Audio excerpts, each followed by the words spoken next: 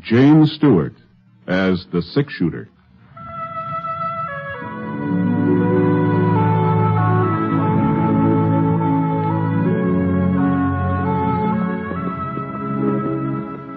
The man in the saddle is angular and long-legged.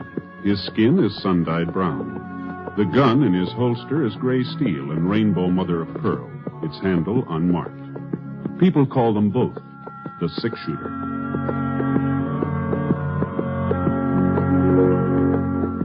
Coleman, America's leader in modern automatic home heating equipment, and the National Broadcasting Company present James Stewart as the six-shooter, a transcribed series of dramas based on the life of Britt Ponset, the Texas plainsman who wandered through the Western Territories, leaving behind a trail of still-remembered legends.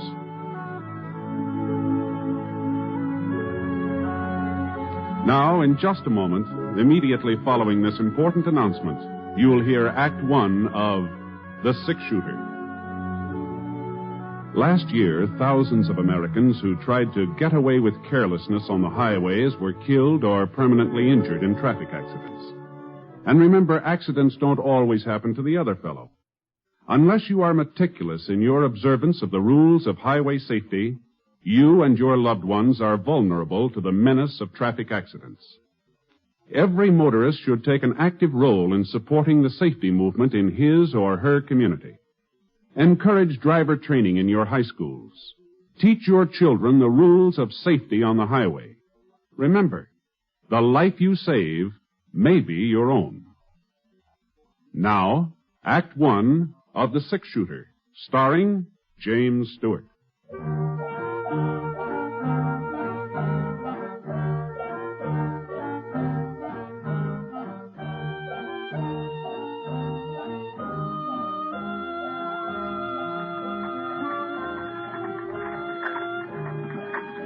I had a grandstand seat, a rocking chair on the front porch of the Temple City Hotel.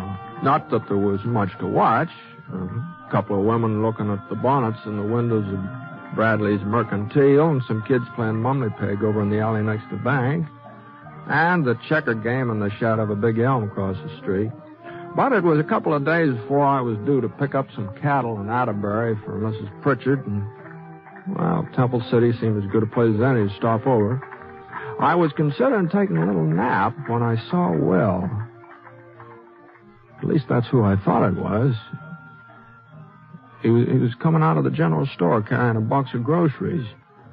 I couldn't be sure, though, because just as he started to climb into a wagon, another man rode up alongside and shut off my view. Well, look who's in town. You doing the marketing, Will? Thought the women usually did that. But I guess in your case, it ain't such a bad idea to switch things around. I was hoping I'd run into you, Temple. 2 of my cows have been killed this week. You mean your wife's cows, don't you, Will? It wasn't 2, it's 3. The boys found another one grazing on my side of the creek this morning.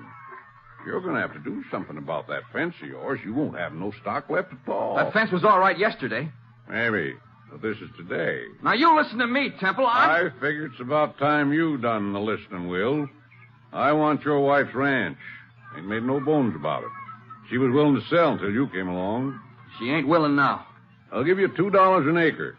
That's more than a fair price. Anybody will tell you that. We're not going to be shoved off that land, not for $2 an acre or 20. Then maybe I'd better talk to Sarah, seeing as how it's her property. No! I'm warning you. You stay away from our ranch and our cattle, or I'll... Well, go on. Tell me what you'll do, Will. I'd be real interested to find out. Come on, Bill. If it was Sarah giving him the warning, I might take it seriously, seeing as how she wears the pants in the family. The wagon moved in closer where I was sitting. I got a good look at him now. He'd changed a lot since last time we met up. He was older. There were a couple of those squint wrinkles between his eyes. Even so, he still could have been more than 23 or 4, seeing as how he was only about 20 when we worked on the West Star Roundup together. Hey, Will! Hey, Will! I thought he'd recognize me, but I guess I'd changed some, too. I wasn't getting aged or nothing like that, but I'd ripened up a bit, I guess. Anyway, Will kind of glanced my way and then drove on. And from the way he was holding those reins, I had a pretty good idea of what he was thinking. This Temple fella, he pushed him too far. And if I knew Will, he was getting ready to do something about it. Well, there was no point in trying to run him down now. We'd probably meet up later. So I went into the hotel and looked around for a place to sit down. The clerk behind the desk was playing a game of solitaire. Howdy, Mr. Ponset. Something I can do for you? No, don't think so. Room all right? Yeah, it's fine. Room's fine. Real pleasure having you staying with us. Anything you'd like, will you? The Black Queen. Huh? It plays on the King of Diamonds. Oh, thank you. Like to look at the Denver paper? It just came in on the stage. No, thanks. Just the same. I was sort of figuring on a little snooze. A little too much racket outside. I know what you mean. Noah Temple's got a voice that carries all right. I could hear him and Will arguing clear in here. Yeah. Don't amount to nothing now, Mr. Ponset. They've been squaring off like that ever since Will moved to town and married Sarah Blake. Oh? Oh, looks like I'm stuck. Good thing I'm not playing at the gambling hall. I'd be out $50. You see, Noah's got the idea of buying Sarah's ranch, and there ain't going to be no stopping him until he buys it. Will he need her land for any reason? Sure thinks he does. Now, if I can just get me the ace of spades. 40 years ago, Noah's grandfather started this town. He owned all the acreage between the foothills and the creek out south. Old Temple City was named for him, as a matter of fact. Is that so? But the old man's son, Fred, well, he wasn't much good. First thing you know, he'd sold off nearly everything his dad had left him. When Noah took over, he swore he'd get all the Temple property back again. Guess it sort of stuck in his craw that Temple's wasn't the biggest outfit in the valley no more. Doggone that Black Seven. How's Noah Temple been doing? Well, first folks didn't take him serious. They thought he was just a talker like his father, but he sure fooled them. Yeah, today he's got more acres than his granddaddy ever had. There's only one piece of the original Temple setup he ain't been able to buy back. That land of Sarah. Oh? Sure was a surprise when Will wouldn't let her sell it. Nobody ever figured he'd stand up to Noah. A man like him. Was there something wrong with him? 7, 8, 9. What's that? Oh, well, you see, Mr. Ponset, Will's a coward. You see, as he's yellow clear through. He won't ever wear a gun.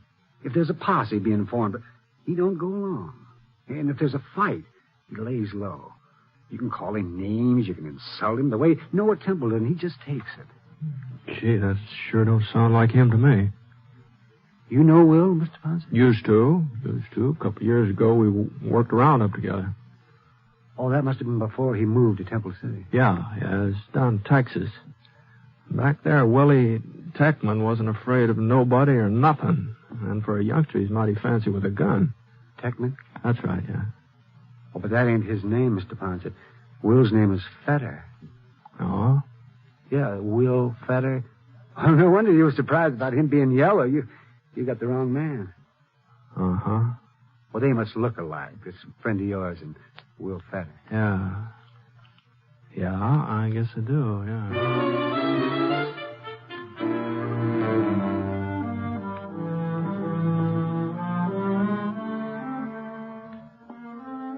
I went upstairs to my room, started to pull my boots off. You know, it's funny.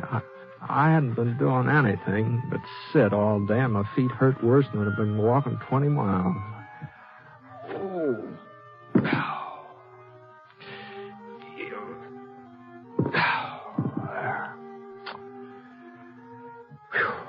I looked out the window. The sun was just about even with the church steeple. So it'd be around 3 o'clock. I had a couple hours before supper, so I let myself down in a bed.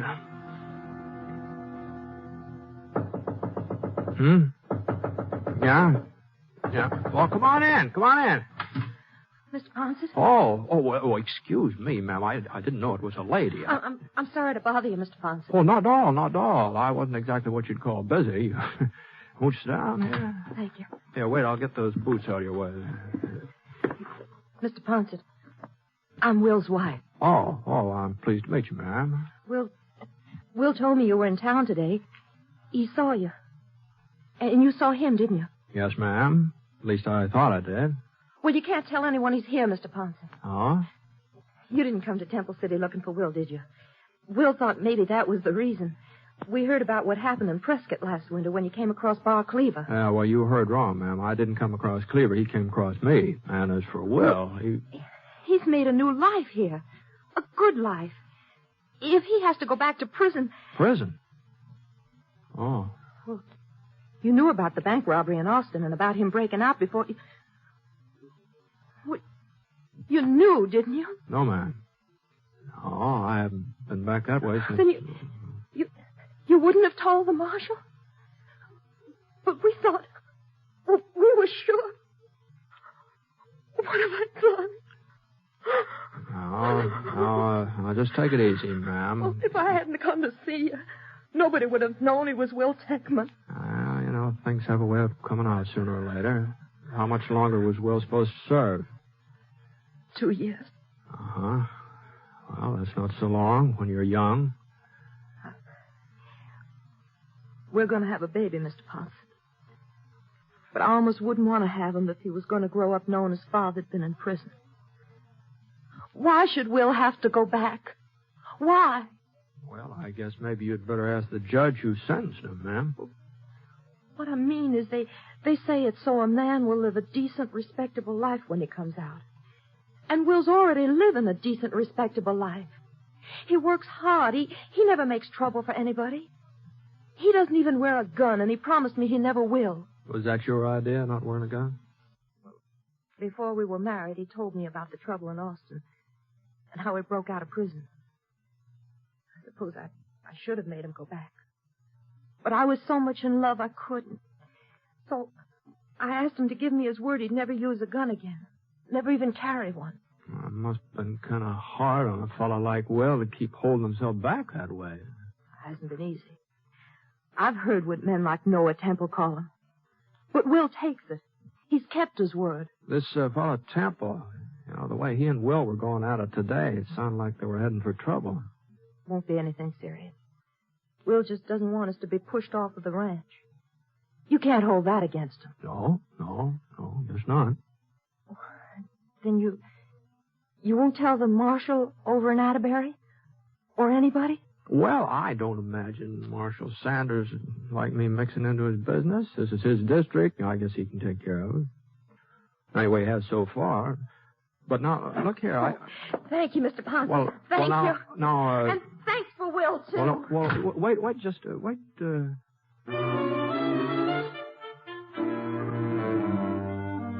after all, most of what she said was true. Sending Will back to prison might do more harm than good, and it wasn't up to me to sit judgment on him.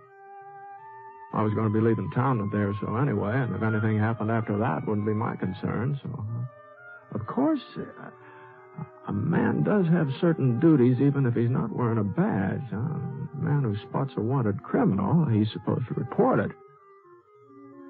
And I always had before.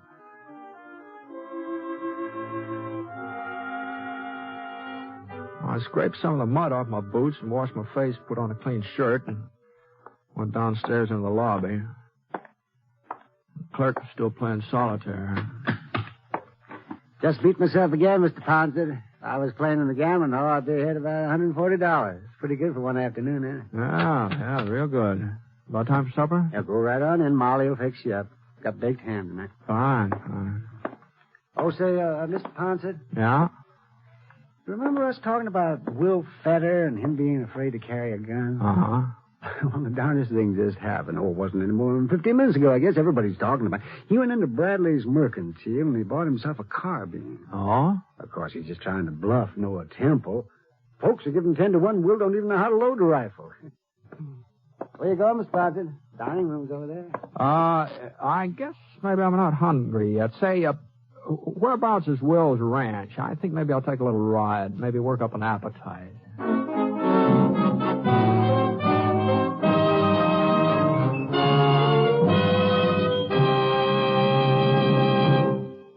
We'll return to James Stewart as the six-shooter in a moment. First, a word from Coleman, America's leader in modern automatic home heating equipment. When winter comes, does your house shrink like this? Well, I guess it's time to close off that back room. There's just no way to heat it. Don't deprive yourself of valuable living space. Get a Coleman automatic heater and enjoy new warmth in the hardest-to-heat room. Get your Coleman oil or gas heater now during Coleman's big bonus sale. You'll get 3 bonuses. A new low price. Yes, now you can get a dependable Coleman oil or gas heater at a new low price. A new low operating cost. Coleman saves you up to 25% on heating bills because Coleman gives you maximum heat from your fuel. And a 32-piece set of Libby Safe Edge glassware worth $14. It's free with your new Coleman heater. Get 3 big bonuses during Coleman's big bonus sale. The sale is for a limited time only, so see your Coleman dealer tomorrow. Look for his name in your telephone directory. Remember, comfort costs so little with a Coleman.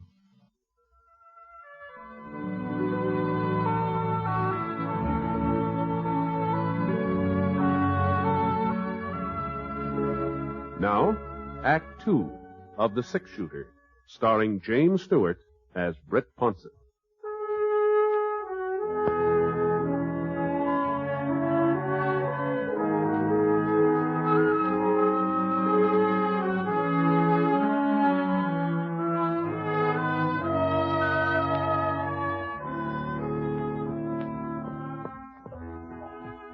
Fetter Ranch was about 2 miles south of town, and from the outside looked neat and comfortable, well kept up.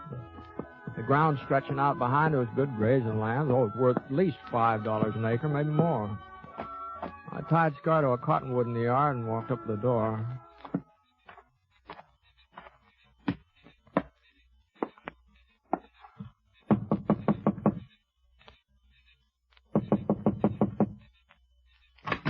It's about time you got home, Will. That was... Oh, Mr. Ponset. Evening, ma'am. Come on in. Will's not here? No, he was gone when I came back. He must be out tending the stock. Uh-huh. What's wrong, Mr. Ponset? You haven't changed your mind, have you? Where's the Temple Ranch lie from here? It's all around us. On all 4 sides of our land. And Temple's ranch house, where's that? East. Due east. But what's that got to do with it? What's happened? Will was in town this evening. He bought a rifle. I don't believe it. He promised me.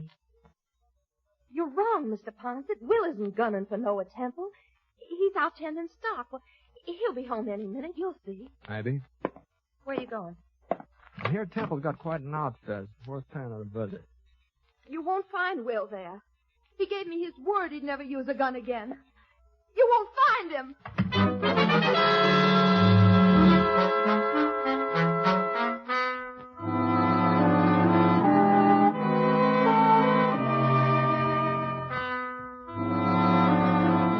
I headed due east for about a quarter of a mile, and when I came to the edge of Will's property, I saw a sorrel tethered to a fence post. Looked like Will had decided to go the rest of the way on foot, so I climbed out of the saddle and looked around. There was a big break in the fence, but the cattle hadn't made it. That barbed wire had been cut. And there were 4 heifers and a couple of steers lying just over the Temple boundary. Well, there just wasn't much question about it. They'd been shot. So I crawled through the opening and went right past a big sign that said, Temple Ranch, trespassers will be shot. I found some footprints. I figured they were Will's.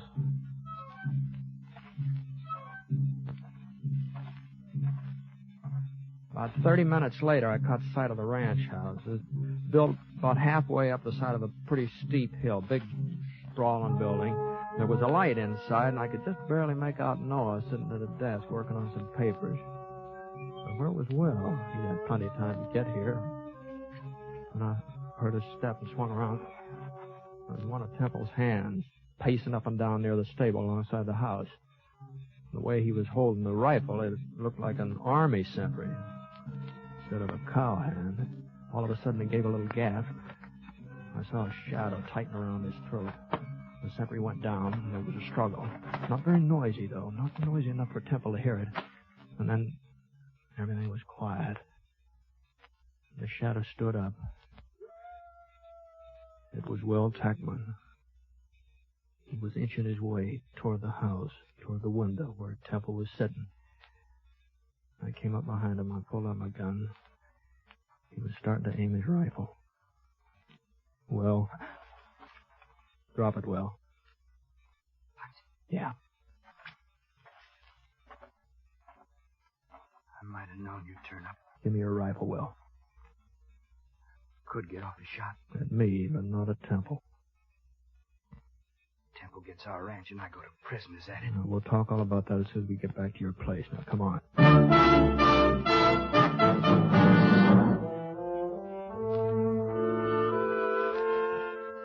I carried Will's rifle and led the way. About 20 minutes later, we passed another one of Temple's guards. He was dozing, didn't notice it. Still had a couple of miles to go before we'd reached the fence where we'd left the horses. Will was sort of panting for breath. All right, let's rest a minute. Okay. I thought you promised your wife you'd never take up a gun again, Will. Mr. Ponce, I... You see them dead heifers over by the fence? Yeah? Had about wipes I heard of. I found them. I had to do something. As long as you knew who I was anyway, as long as I was going back to prison, I had to fix it so Sarah wouldn't have the ranch taken away from her. You wouldn't think a piece of land would be worth everybody getting so excited about. I've been shoved around, Britt. Ever since I was a kid, I've been shoved around. Even when I held up the Austin Bank, I wasn't the one who... The one who what? Nothing. Since I married Sarah, well, I've had to take a lot that other men wouldn't put up with because of her and because of her knowing what I was. This thing with Temple got under my skin. I made up my mind to stand up to him. A man's got to take a stand sometime, somewhere. Oh, I'm sorry, Will, but... Hey, what's that? Get down, Will. Yep. We've got you dead to rights, brother. Trespassing. I ain't alone, Temple. Britt Ponce's with me. Ponce? That's right, Temple. I might have known Feta wouldn't come alone. Well, I guess 4 of us can take care of 2 of you. He won't be much use to you, Ponce. Not enough fight. Okay, boys, move in. I could see one of his boys firing from behind a tree behind him. So I aimed at his arm. And the bullet hit him on the shoulder, and he lurched forward. That meant only 3 of them now, but they were closer. Will still didn't say anything. He was waiting for me to make the next move. I tossed him the rifle. Thanks, Britt. He got to his knees and started across a little clearing. He was still all right when he died behind a boulder. I knew where he was heading, too. Noah Temple had been shooting from behind a clump of pines about 50 yards back. For a couple of minutes, I didn't get a chance to watch him. Temple's 2 guards were on either side of me now. Oh, one of them was more than 8-10 feet away. I saw the barrel of his carbine rise up from behind the bush. There's only 1 guard left. About that time, it seemed like he'd had enough. Anyway, I moved across the clearing toward the pine trees where Will had disappeared. Pulled up behind a rock. Well, there was Noah Temple. Crouched down low, his gun ready. A little bit of movement in the brush caught my eye. It was Will. He was right behind Temple. And Temple didn't know it. He was looking my way. Will had a perfect shot. I saw Will's finger curl around the trigger. But Will didn't fire. I couldn't figure out what had gotten into him. He didn't fire.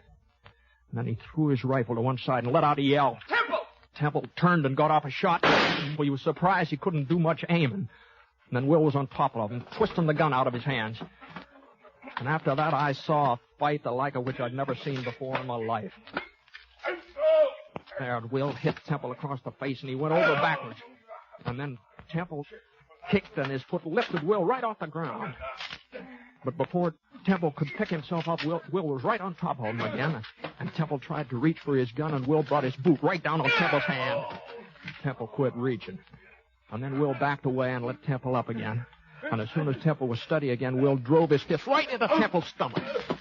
And Temple's hand flew apart and he was wide open. Will hit him again and hit him again and again. And finally, Temple managed to send his fist into Will's face. And Will looked like maybe he was going to go down, but he still had a fight left to land a right that snapped Temple's head right back.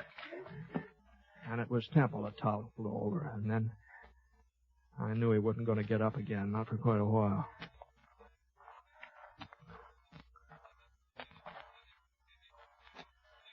Feel better, Will?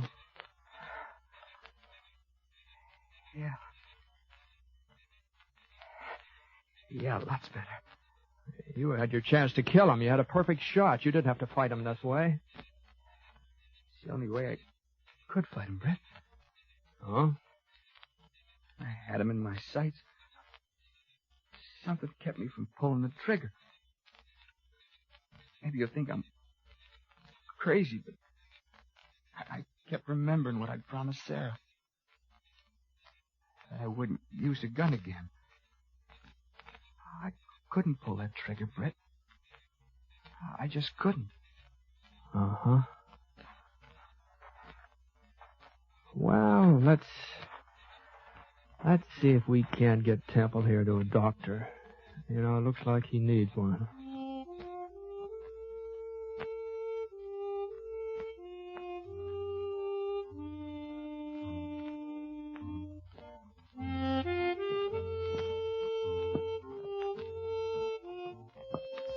We left Noel with the doc in Temple City, and I started off for Atterbury. I've made up my mind to tell the marshal about Will, all about him. Sarah and Will, they agreed. They think I should, too.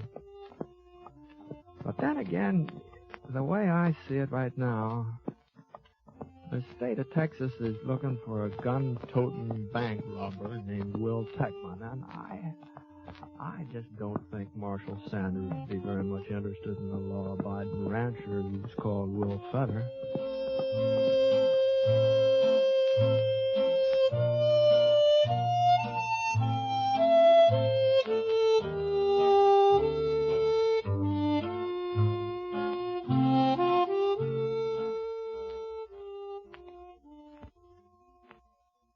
I'd like to take a minute here to remind you about some of the great entertainment that's in store for you on NBC Radio. Now, for most of us, Monday evening is a time to relax, sit back, and take it easy. NBC had exactly that in mind when they designed their Monday night of entertainment. You'll want to listen to the delightful music of the Railroad Hour as they resume their fall schedule of popular operettas that have entertained for so many years. Gordon MacRae will be your host and star, and during weeks to come, he'll have many charming guest stars to add to your listening pleasure with their famous voices. And you'll want to relax to the melodies of the Firestone Orchestra and Chorus under the direction of Howard Barlow on The Voice of Firestone. Another great Monday night favorite is the Telephone Hour, with its wonderful program of music directed by Donald Voorhees. Yes, every Monday night, hear these three fine musical programs on NBC Radio.